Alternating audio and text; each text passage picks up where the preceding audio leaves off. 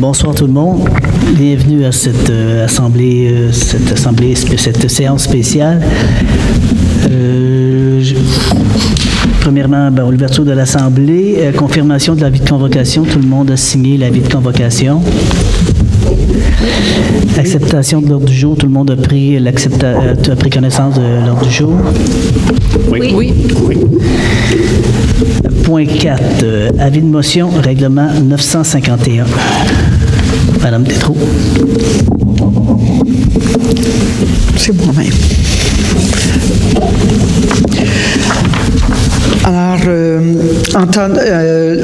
on a travaillé un projet de règlement, le projet 951 qui abroge le règlement numéro 889 relatif à l'accès au plan d'eau et à la mise à l'eau et au lavage obligatoire des embarcations quant à la protection des lacs. Principalement, le règlement 951 est pour tout ce qui est au niveau de la mise à l'eau pour les embarcations motorisées et non motorisées. Dans le projet 889, on ne parlait pas des embarcations paddleboard, c'est-à-dire non motorisées. Dans le présent règlement, on propose une modification, c'est-à-dire que toute embarcation non motorisée va avoir maintenant des frais de lavage obligatoire de 10 $. Le but de ce règlement-là, c'est vraiment de protéger nos berges et de s'assurer de pas avoir de ne pas avoir d'espèces envahissantes sur nos lacs. Cette mesure-là va être contrôlée, grosso modo, on parle de contrôler ça avec un bracelet journalier. Alors, lors d'un lavage, les gens vont avoir un bracelet et va pouvoir être identifié au niveau de la patrouille qui va être sur le lac, à savoir qui a procédé au lavage de son embarcation. Cette réglementation-là, pour les riverains, se résume en une responsabilité de bonne foi de protéger ses embarcations et s'ils doivent aller à l'extérieur avec leur embarcation non motorisée, ils ont le devoir, en tant que bons citoyens, de procéder à cette mesure de nettoyage qui est complètement gratuite pour les citoyens. Il va y avoir également dans le règlement 889, on a serré beaucoup les procédures pour éviter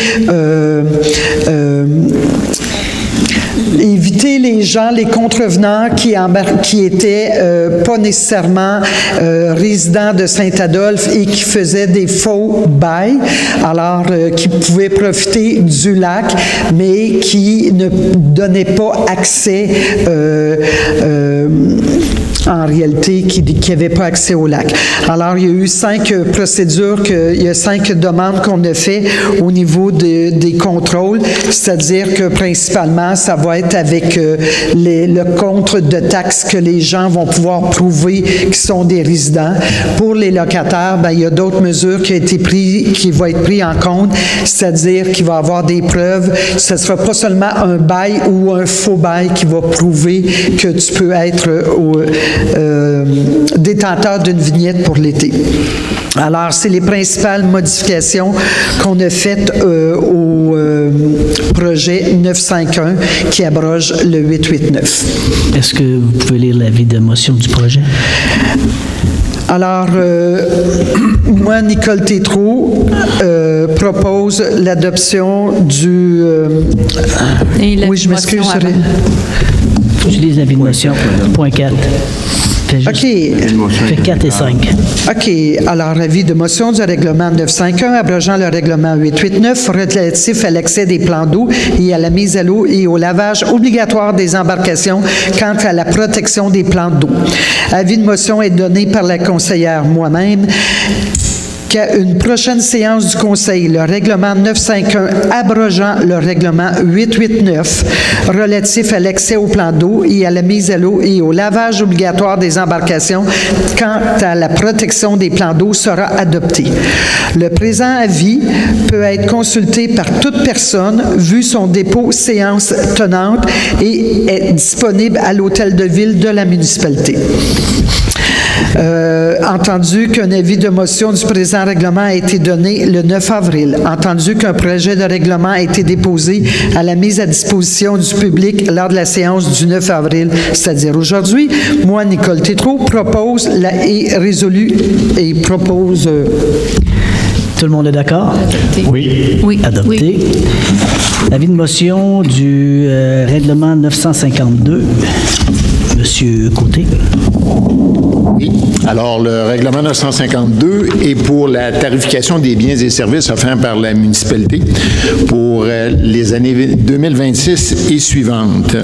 Alors, avec ce que Nicole vient de mentionner, ou Madame la conseillère du district numéro 5 vient de mentionner, on a des petits ajustements à faire sur la tarification. Donc, entre autres, y ajouter la tarification pour le lavage des embarcations et différentes petites modifications aussi qui sont faites sur la multitude de frais qui peuvent être de tarifs qui peuvent être imposés par la Ville pour différents services. Donc, par les présents, l'avis de motion est donné par le conseiller Bernard Côté qu'à une prochaine séance du Conseil municipal, le règlement numéro 952 établissant la tarification des biens et services municipaux pour les années 2026 et suivantes sera adopté. Le présent avis peut être consulté par toute personne vu son dépôt séance tenante et disponible à l'hôtel de ville de la municipalité.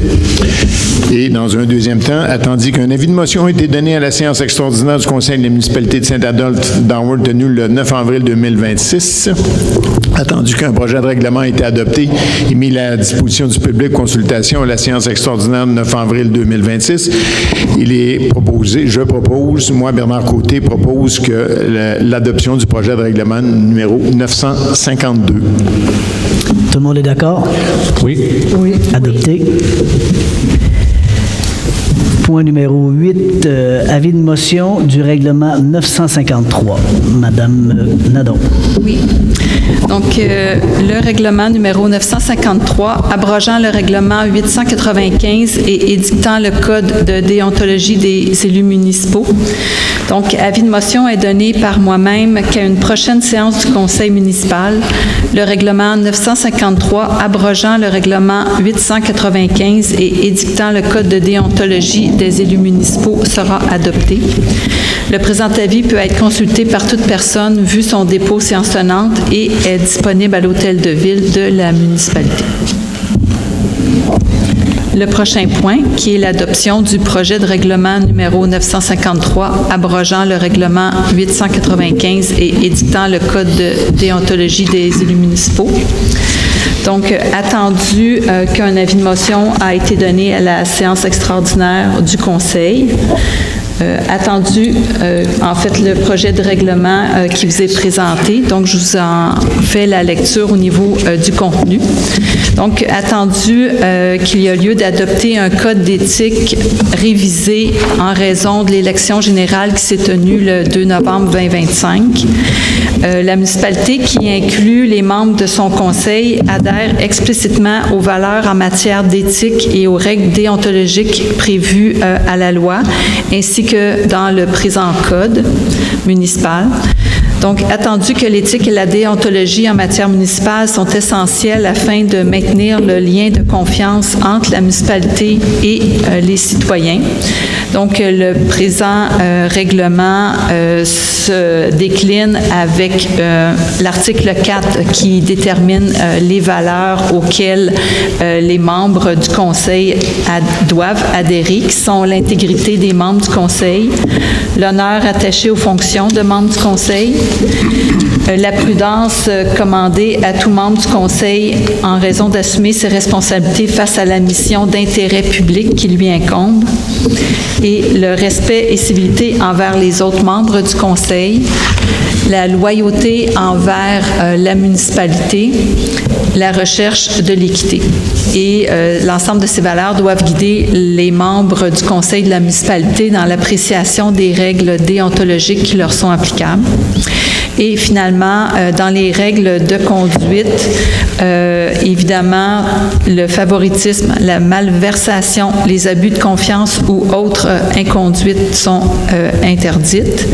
Et on termine le règlement en spécifiant les règles quant au conflit d'intérêts, réception ou sollicitation d'avantages, l'utilisation des ressources de la municipalité et l'interdiction d'utiliser des renseignements privilégiés et finalement l'ingérence. Peut-être spécifier également qu'à la lecture du règlement, à l'article 5, la numérotation devra être prise parce qu'il y a eu un décalage là, dans la numérotation. Donc, il est proposé par moi-même que le conseil municipal adopte le projet de règlement numéro 953 abrogeant le règlement 895 et édictant le code de déontologie des élus municipaux.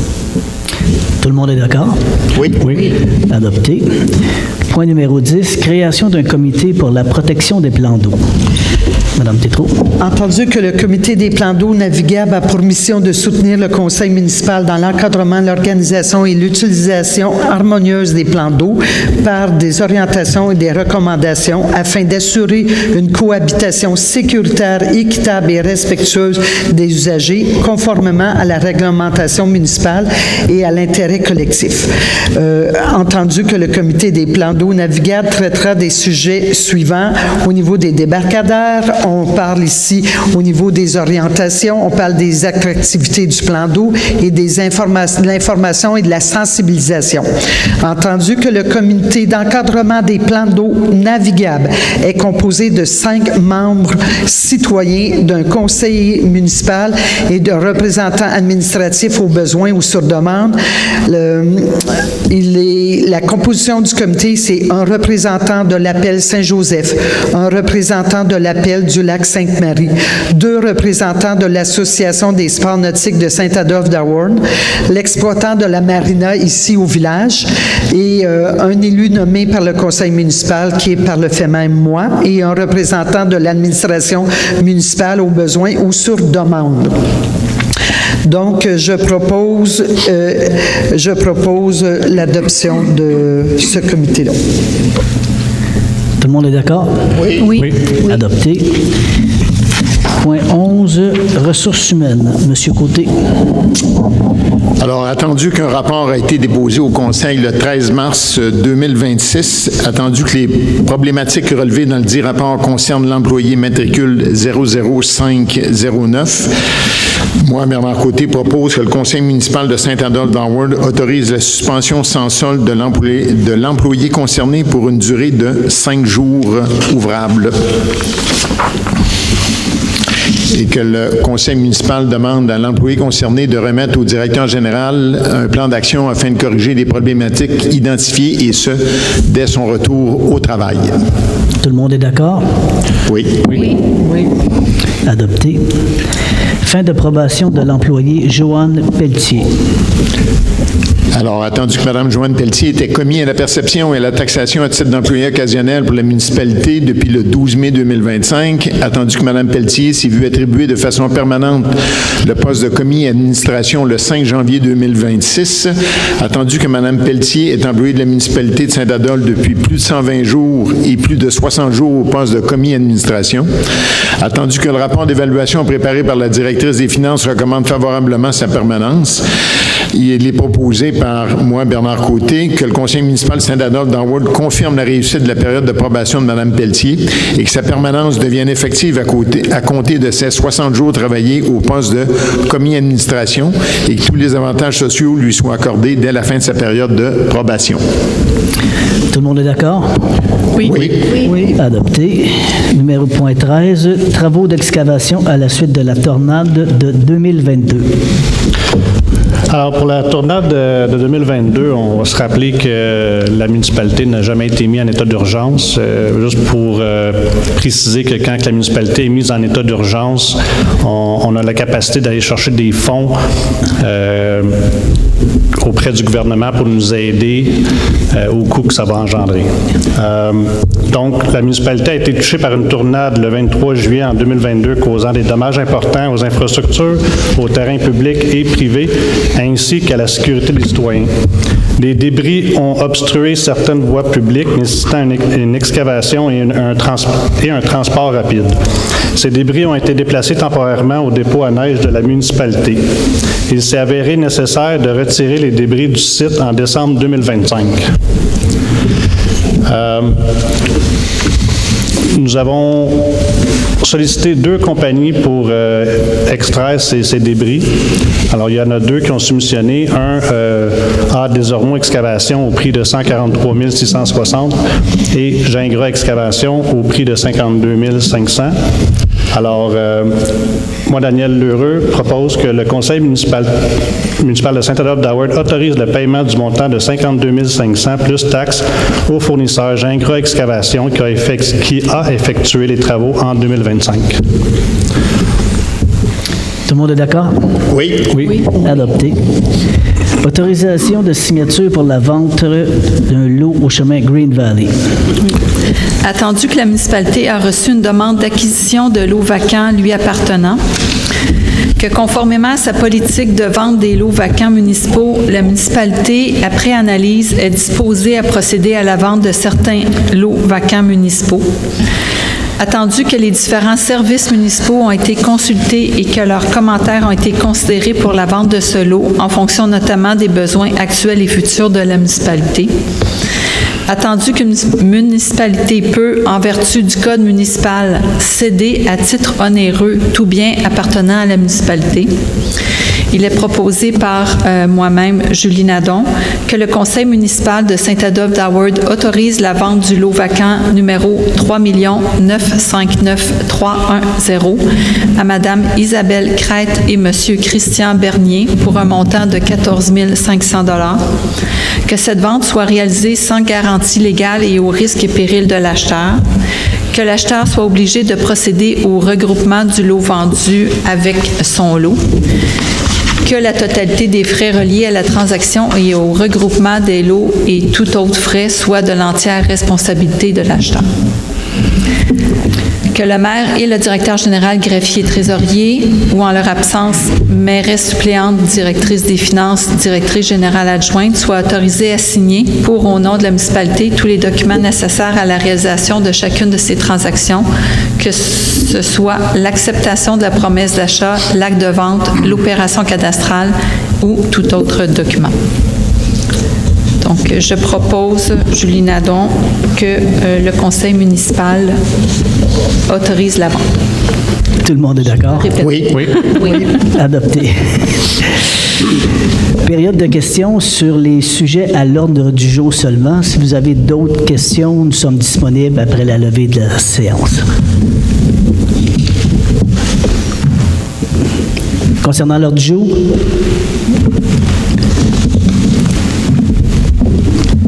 Bonsoir. Bonsoir. Je suis Colin Lewis. J'ai une résidence à 1146 Trou-du-Lac. J'ai deux questions.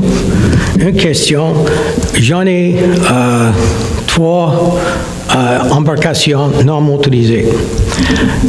Tout le temps, les 3 embarcations ne quittent pas de Saint-Adolphe-d'Howard. C'est toujours sur lac Saint-Joseph. Oui. Est-ce que c'est nécessaire maintenant de faire le lavage pour chacun des... Non. Non? Si vous ne sortez pas du lac, pas de lavage. OK. Si vous avez des invités chez vous, juste vous assurer que vous nettoyez les embarcations, c'est tout. OK. Merci. C'est vraiment Si plus je peux pour me les gens. permettre, Monsieur Oui. le maire, si je peux me permettre, la seule chose, c'est qu'on veut mettre en place une carte citoyenne. Il faut être capable de vous identifier comme un citoyen riverain pour éviter que, justement, qu'on soit capable d'avoir un contrôle.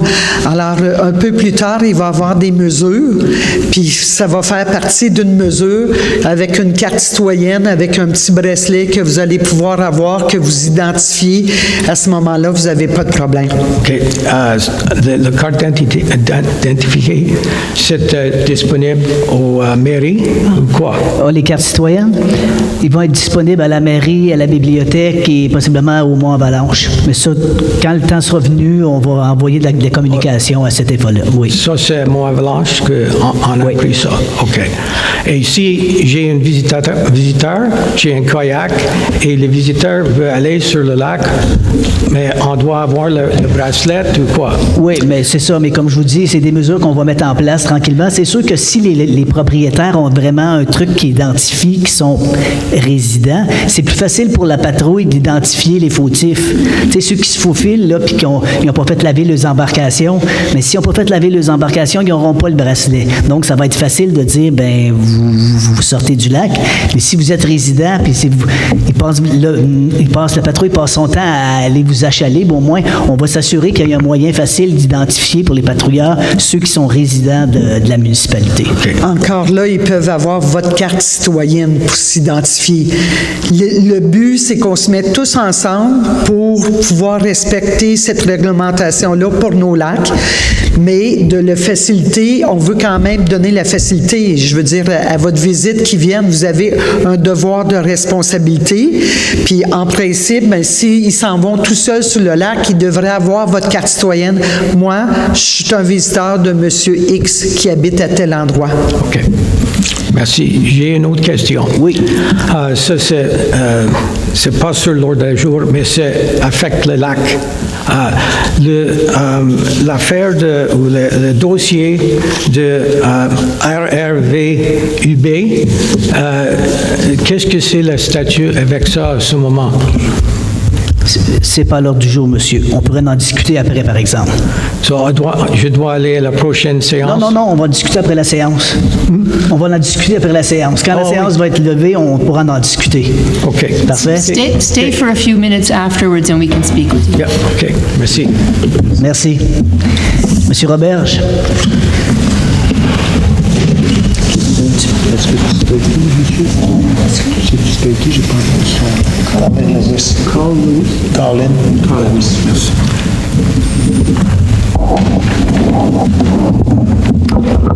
Bonsoir, c'est Serge Roberge. Deux petites questions sur 951. Est-ce que c'est prévu dans le règlement d'indiquer qu'au parc Belle-Île, au parc La Pointe, c'est plus là que les mises à l'eau d'embarcations non motorisées se font, mais plutôt soit au parc à la plage Graton ou à la descente d'embarcation? On a travaillé un dépliant où c'est clairement identifié, puis les gens qui vont aller faire laver le bateau, leurs embarcations, ils vont être avisés, les personnes en place vont pouvoir les diriger, il va y avoir de la signalisation d'installer, mais c'est évident qu'on ne sera pas des champions la première année, sauf qu'on va s'assurer avec une patrouille terrestre de faire le tour puis d'y aller régulièrement. Et je vous dis, on ne sera pas des champions la première année, mais on va faire de vrais efforts, puis on va vraiment orienter les gens. Il va y avoir 2 lieux de débarquement pour les non-motorisés, le parc Graton et le débarcadère municipal. Mais est-ce que dans le règlement, il y a quelque chose qui est mentionné que, en guillemets, c'est défendu ou non recommandé? Non, on ne peut pas défendre l'accès. Hein, c'est comme un petit peu complexe de défendre l'accès à... Tu sais, tu vas en ville, dans un parc, là, tu peux aller à n'importe quelle ville, dans n'importe quel parc. Sauf qu'on va fortement recommander que les gens ne puissent pas y aller. Puis, les autos, on va s'assurer qu'il n'y ait pas de débordement de stationnement. En tout cas, on va mettre en place des mesures qui vont venir à la longue à faire les effets. Parce que dans un parc, tu n'as pas le droit de mettre le pied à l'eau. Tu n'as pas le droit de te baigner, tu n'as pas le droit de...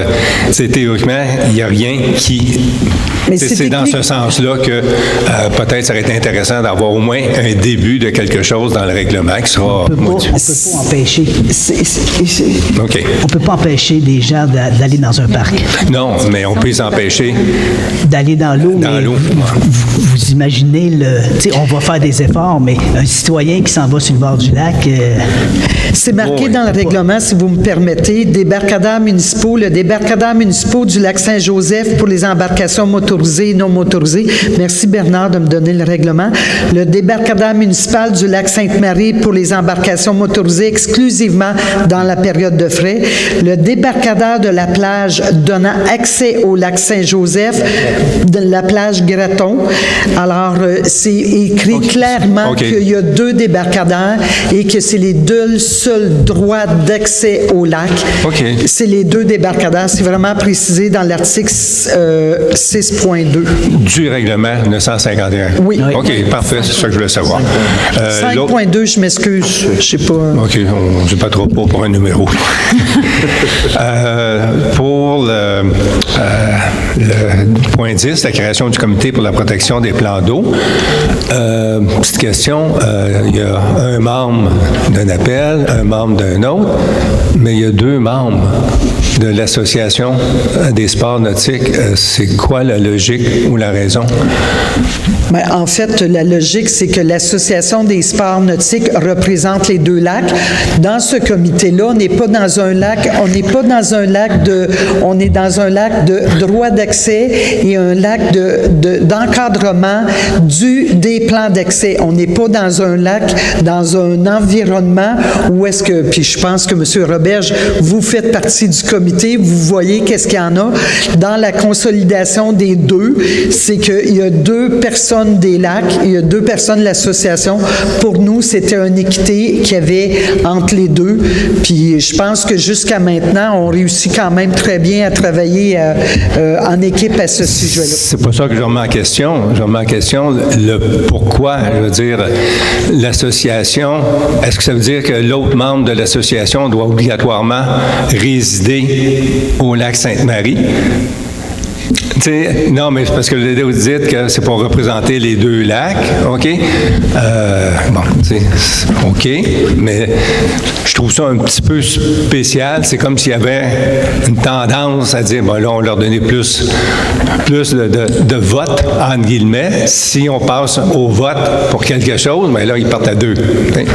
Mais le comité ne vote pas, hein? Vous le savez, c'est le conseil qui... Le nombre dans des recommandations ou dans des éléments. En tout cas, ça va faire jaser un petit peu le fait que l'Association des sports nautiques ait 2 représentants en permanence versus un représentant pour d'autres situations. C'était juste mon seul commentaire. Merci. OK. Prends note du commentaire, monsieur. D'accord. Merci. Merci. Est-ce qu'on a d'autres questions? Est-ce qu'on peut lever cette assemblée qui a duré 29 minutes? Proposant, s'il vous plaît. Moi, Nicole. Adopté. D'accord. Faut que tu adoptes ça.